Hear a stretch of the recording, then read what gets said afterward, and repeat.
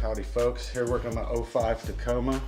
I've had it for a while. I bought it about a year and a half ago. It came with a FabTech drop bracket lift, and I just got fed up with the lift because I kept overextending axles on this side. Apparently with that lift on here, you can't really have long travel at all because even with stock arms, stock length arms, I was still overextending axles on this side. It's just the way that the carrier fit in there. It didn't work. So I just got rid of the drop bracket lift completely. I guess that's a popular thing to do these days. I mean, they do kind of suck. They don't really give you any extra travel. I made my own 3.5 inch long arm kit by extending these out, as you can see, and then I bought these, extended these out. And I just made some modifications to this. I know that looks like shit, I'll clean it up. But I modified these a little, made the angle different so it gives me a little more droop. Right now what I'm doing is I'm making my own brackets to hold the carrier in. And I wanted to do this because one, I wanted to drop the carrier down a little bit lower than factory. And two, I definitely don't want to be overextending these axles, and I feel like that had something to do with it, just because of the way the mounts only mount up here and hold it back, and then this is the only thing holding the rear. So my brackets are going to hold it front and rear. Of course, I had to weld this in because with the drop bracket lift, you have to cut this section of frame out. So I put it back in with this and just ran bolts down through. So just kind of working on this, I'm boxing all these in. Of course, that's not just going to be flat metal. That's going to get boxed. As far as axles go, I've been working with RCV. They're going to make me axles. I think the Total Chaos 3.5 inch extended axles that they sell are going to work. So I'm planning to buy those. They told me that they'll do 28 degrees. Right now, I have about 22 degrees at full droop and like 18 degrees at full compression. So I think the axles are going to go pretty smooth. But right now, I'm going to cut this little guy off. That's why I kind of wanted to start filming. I think this thing's just going to get in my way. I'm going to make a bash guard. I'm going to turn these mounts into a bash guard. Right now, I'm going to start cutting into this thing. Maybe we'll keep filming. Sure. Let's film.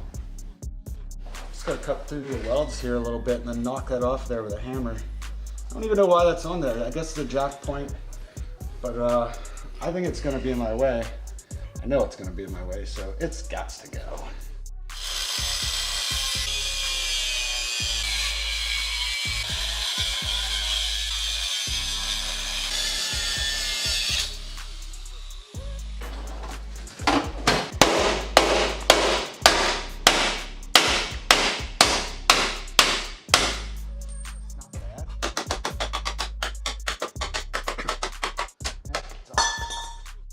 Now what I'm going to do is actually tie this all together and make my mounting bracket also like a skid plate. I'm going to call it a bash guard. This is the cross member I had to weld in because this truck had a drop bracket lift on it. So all this was cut out of it for the drop bracket lift, which I took off.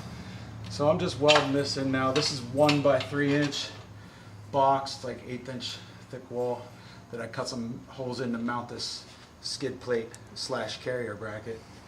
So I'm going to weld this tight right now, then we'll put the carrier up in there.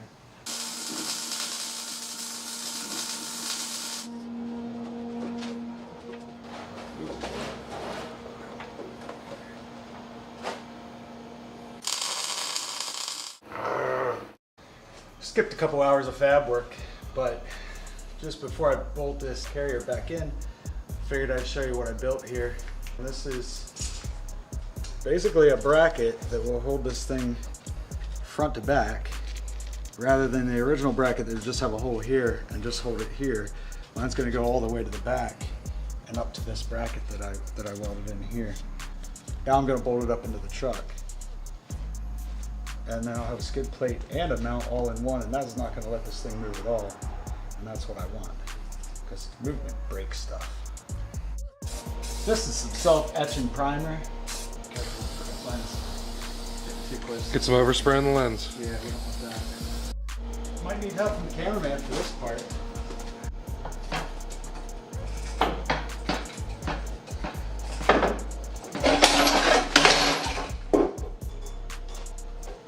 Oh, you're supposed to be holding that for me. Holding your camera. I'm gonna have to put the camera down, I guess. Oh no, Fat Boy's here. I am in good clothes. There's no way. That sucks. Wouldn't want to get any steak juice on them. I guess you can't go to steak night. That's cool though. I'll pick it up there myself. Come on. No. Come on. No, I don't want to get you clothes. No, those are your good clothes. I'll get it. No, here, I got it. No, I got it. I got it, dude. I'm gonna kick your ass. I got it. Oh. You got it? So it needs to tilt up. Yep, and then push back. Okay. Now it should go like this. Where they can You oil. gotta take his bolt off. Okay. Now, it should go right up into those bolts. Just got it. So we can get some bolts in it first.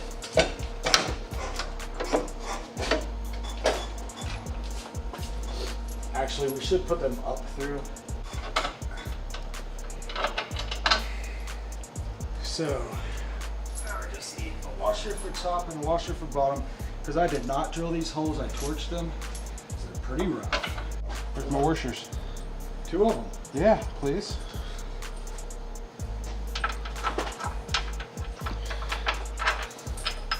The reason we put the bolts up through is because then when you drag these on rocks and whatnot, you don't hit your threads that would be otherwise sticking out the bottom. I made a little hole here for my Earl drain. Get a little shot of that. But don't have to pull it off just to drain your Earl out of the engine. It's not Earl, it's oil. Simple. So, and I brace that up too, so if anything hits that, it's not gonna just bend it real easy. So, pretty sweet. Sweets and geeks.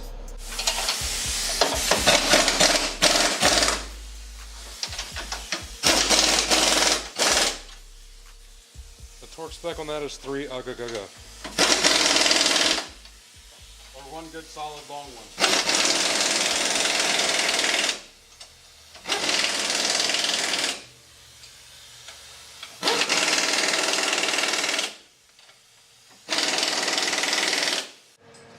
Now I'd be willing to bet that I could smash this off some rocks and not hurt anything. But there's only one way to find out for sure. Gonna have to take her on some trails, smash her off some rocks. Just want to finish up this video by showing you kind of a finished product here. I drove the truck home today and I don't have axles in it yet, but I was smart enough to put stubs in here so the bearings wouldn't come apart. I actually wanted to point out too that this low spot here, I doubled that up. There's an extra plate of 1/8 inch on that. So that's extra thick, you know, because I figured that's going to be the spot that hits, if anything. Of course, all the bolts are up through like we were talking about. And this is going to give me so much more room than stock. I compared it to my buddy's truck. He's got an 05 also. And, you know, these brackets that are up here to hold your carrier in stick way down, and then there's that piece that I cut off there too that sticks way down. I mean, basically everything's as low as this. So on mine, I tucked this all up in, and even this sits a little higher than it would on the factory truck. So you know, eventually I got to make a skid plate up here too, and that'll be another episode, I guess. While I was working on this, I didn't really show all this, but I took a lot of care to make sure that my axles were going to be straight, you know, that everything was in the exact position. I mounted the carrier 1 inch up from center of travel, and that came out pretty nice. My axles only have about 1 inch of movement in and out throughout their range of travel. After talking to RCV, they let me know that the Total Chaos axles that they make for the 3.5 inch extension is going to work for me. So pretty happy about that.